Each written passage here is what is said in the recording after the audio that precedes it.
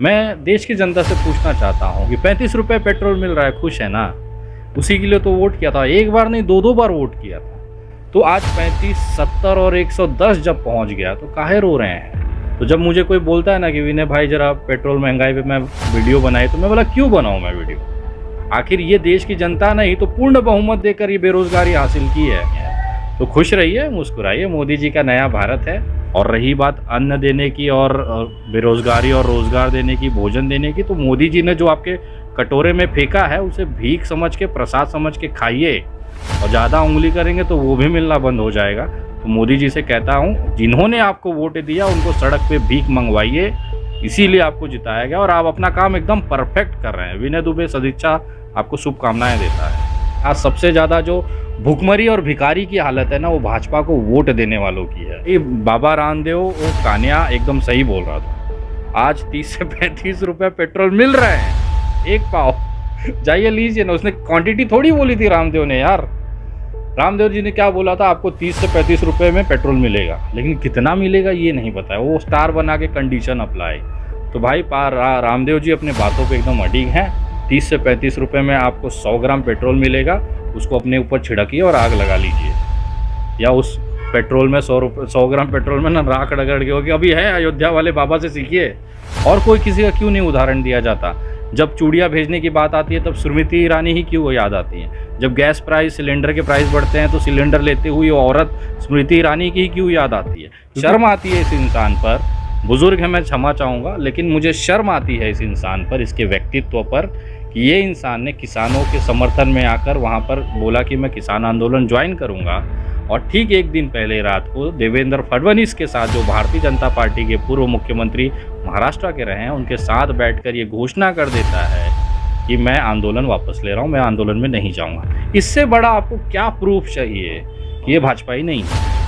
मैं पहले दिन से, जब ये इंडिया अगेंस्ट करप्शन चल रहा था, मैं कहता था ये सारे संघी के दूसरे रूप हैं। सिर्फ सरकार को खिलाफ जाना, ये रामदेव वगैरह देख लीजिए आज क्या है। इनकी संपत्ति 25,000 30,000 करोड़ पहुंच गई। जिसकी 25,000 सैलरी थी वो 8,000 पे आ गई है।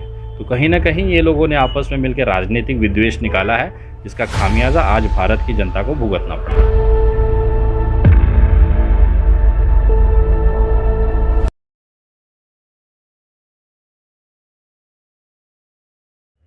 नमस्कार साथियों हमारे साथ सामाजिक कार्यकर्ता विनय दुबे हैं। अभी इन्होंने कुछ दिनों पहले सोशल मीडिया अपने अकाउंट से एक फ़ोटो शेयर किया था और वीडियो भी शेयर किया था, जहां पर ये जगुआर से चलते हुए नज़र आ रहे थे।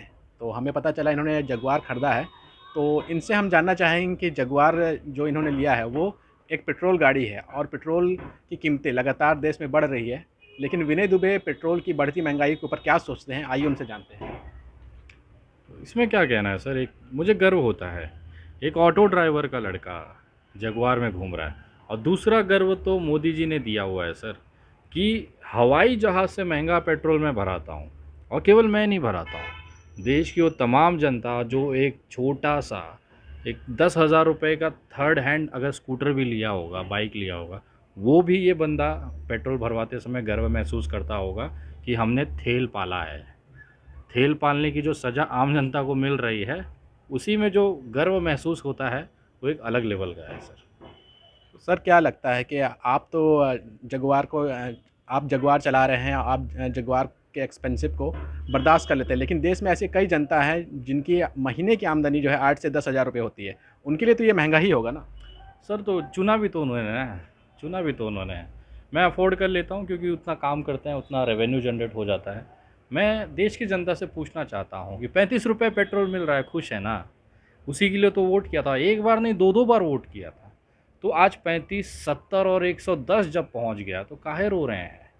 ये जो आपने खुद से मांगी हुई भुखमरी है, खुद से मांगी हुई बेरोज़गारी है, खुद से मांगी हुई आज जो दरिद्रता है आपके घरों में, आपकी जेबों में, ये कहीं न कहीं आपका खुद का मांगा हुआ है। तो जब मुझे कोई बोलता है ना कि विनय भाई ज़रा पेट्रोल महंगाई पे मैं वीडियो बनाई, तो मैं बोला क्यों बनाऊँ मैं वीडियो? आखिर ये देश की जनता ने ही तो पूर्ण बहुमत देकर ये बेरोज़गारी हासिल की है। पूर्ण बहुमत देके आज 105 रुपये का पेट्रोल भरा रहे हैं। पूर्ण बहुमत देकर आज घरों में लड़के, माँ-बाप आत्महत्याएँ कर रहे हैं, क्योंकि उनके पास आज खिलाने के लिए अन्न नहीं है। तो खुश रहिए, मुस्कुराइए, मोदी जी का नया भारत है जगुआर। सरकार का तो कहना है कि महंगाई ज़रूर बढ़ी है, लेकिन लोगों की आमदनी भी बढ़ गई है। पहले लोग जो सादा दाल-चावल खाया करते थे, अब उसके साथ उन्हें सब्ज़ी भी मिल रहा है। आप इसको किस तरह से भाई साहब, ताज होटल में बैठा हूँ, जगुआर नीचे खड़ी है। इनकम बढ़ी है, लेकिन किसकी बढ़ी है? जो लोग आज ईमानदारी से टैक्स दे रहे हैं, सारी चीज़ें कर रहे हैं, जो लोग लड़ के सरकार की नीतियों के खिलाफ भी अपना जो एस्टिमेट में अपनी जो कंपनियां हैं, अपनी जो प्रोफाइल है बचा के रखे हैं, वो लोग के पास आज है। जो सिर्फ नौकरी पे निर्भर थे, आज उनकी खुद की नौकरी चली गई। आज प्राइवेट नौकरी वाले ये कहते हैं कि भाई साहब, अगर आपको नौकरी करना है तो पहले आपको लॉकडाउन से पहले 30,000 मिलता था, अब केवल 8,000 मिलेगा। करना है तो करो, नहीं तो मराओ। आज ये हालात हैं देश के अंदर। महंगाई पर जनता परेशान है, लेकिन सरकार का ये भी दावा है कि महंगाई क्यों नहीं बढ़ेगी। जब 80 करोड़ लोगों को मुफ्त वैक्सीन दिया जा रहा है, 80 करोड़ लोगों को मुफ्त चावल, दाल और चना दिया जा रहा है, तो महंगाई तो लगेगी ही ना। फिर भी सरकार जो है वो जनता का ख्याल तो रख ही रही है। भैया, मैं सरकार से निवेदन करूंगा कि और खूबसूरत तरीके से आप इसकी ध्यान रखिए, क्योंकि इन्होंने आपको चुना है। जब तक आप इनकी पूरी तरह से मार मत लीजिएगा, तब तक रुकिएगा नहीं।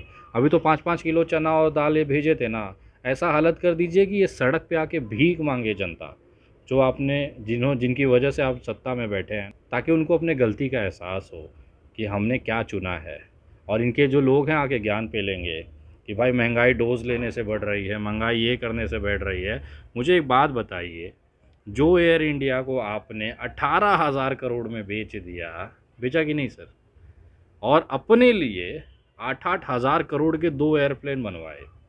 वो 8-8 हज़ार करोड़ के 2 एयरप्लेन जो मोदी जी घूमते हैं, अभी निकले हुए हैं, इटली पहुँचे हैं, ये जो घूमने वाले के लिए 8-8 16 हज़ार करोड़ का जो जहाज़ खरीदा है ना, वो जहाज़ का पैसा अगर एयर इंडिया को दे दिया होता तो आज प्राइवेट हाथों में नहीं जाती।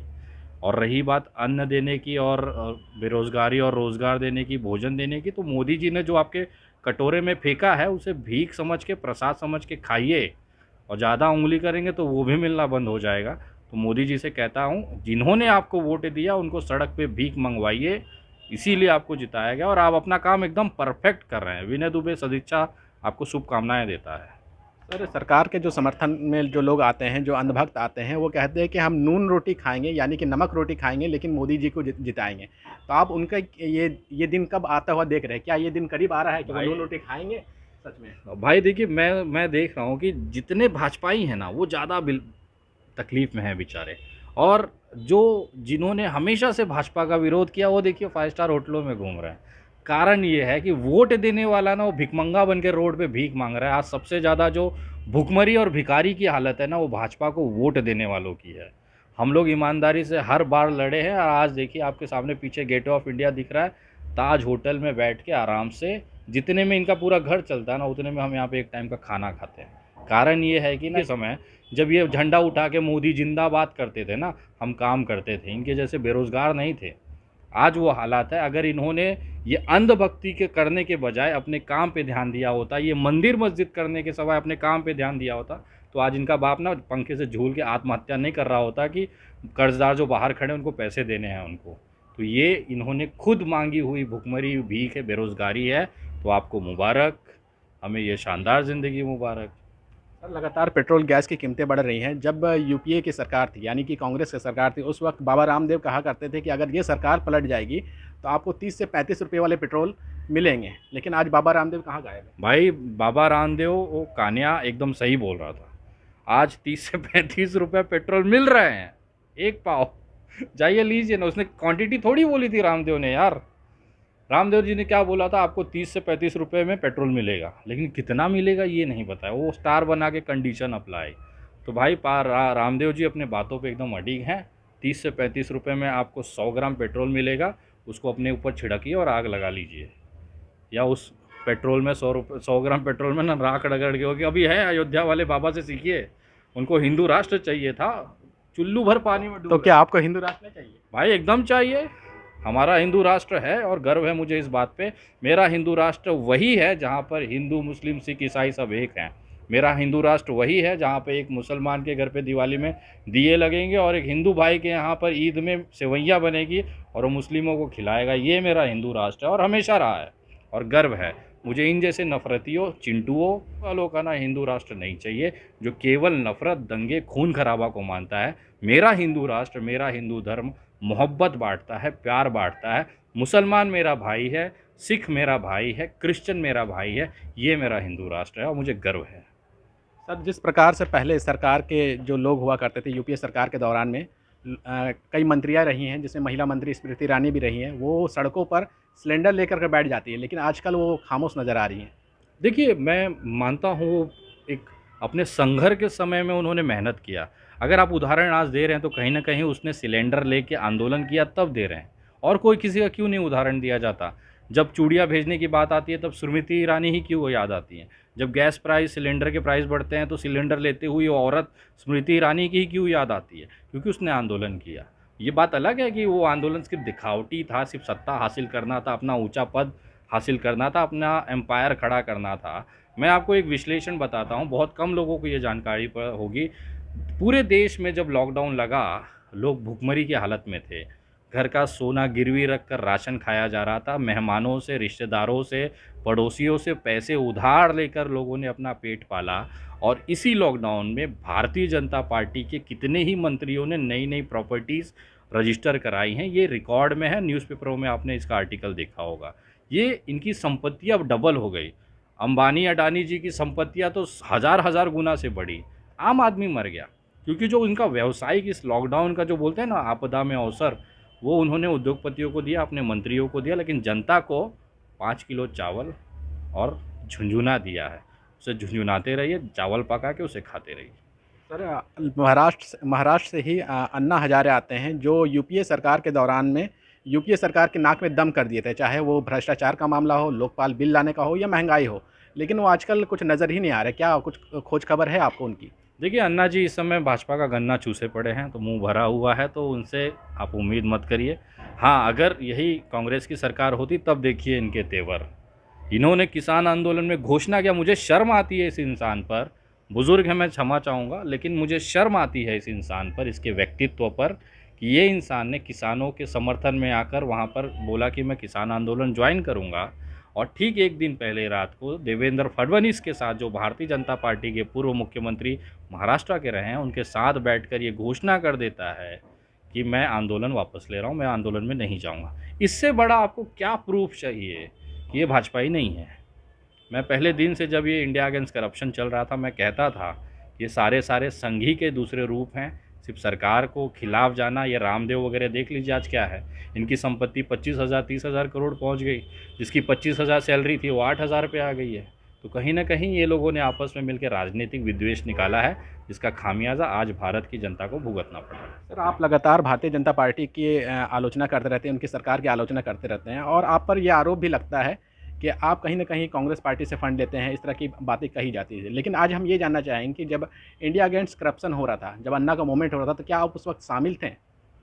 मैं नवी मुंबई का वॉलंटियर था उनका, कल्याण डिवीज़न मेरे पास था। मुंबई में भी जब अरविंद केजरीवाल जी, अन्ना हज़ारे जी आते थे, प्रशांत किशोर जी आते थे, तब हम लोग उसमें जुड़ते थे, अपने चीज़ें करते थे। मैं एक वॉलंटियर था, एक कार्यकर्ता के तौर पे काम करता था। बट अपने आप को शर्मिंदा महसूस करता हूँ कि मैं उस आंदोलन का हिस्सा रहा। कहीं न कहीं नरेंद्र मोदी जी को जब एक चेहरा, एक विकल्प के तौर पे रखा गया, उस समय भी मुझसे गलतियाँ हुई 2014 में। लेकिन जैसे ही उन्होंने अपना रूप दिखाना चालू किया, मुझे अपने गलती का एहसास हुआ, और 2015 से लगातार आज 2021 तक इस गलती का प्रायश्चित मैं कर रहा हूँ, इनकी बैंड बजाकर। इनकी जो गलत नीतियाँ है वो जनता के सामने रखता हूँ। आप जैसे चैनलों के माध्यम से आप लोग इसे दुनिया में जगह-जगह तक पहुँचाते हैं, और देश में जो गलत हो रहा है उसकी हकीकत आप उनसे रूबरू कराते हैं। तो एक धन्यवाद आप वीडियो को, और ख़ास तौर पे बोलता भारत को होना चाहिए, क्योंकि अगर ये नहीं होते तो आज भारतीय जनता पार्टी की दुर्गति नहीं हुई होती, क्योंकि आपका एक बड़ा योगदान इस मुहिम में है सर।